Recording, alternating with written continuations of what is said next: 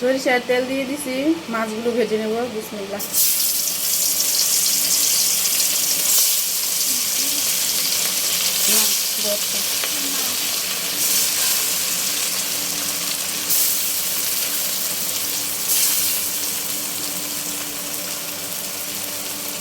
গুলো ভাজা শেষ, এখন উঠিয়ে নিব। দিয়ে দিছি সামান্য পরিমাণে লবণ, পেঁয়াজ, কাঁচামরিচ দিয়ে দিছি। এখন ভাজা ভাজা করে নিব। পরিমাণ মতো আদা বাটা দিয়ে দিব, সামান্য পানি দিয়ে দিব,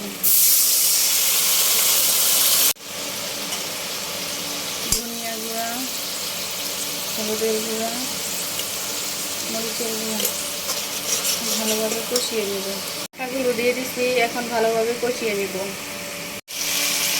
ভালোভাবে কষিয়ে নিচ্ছি, এখন পানি দিয়ে দিব।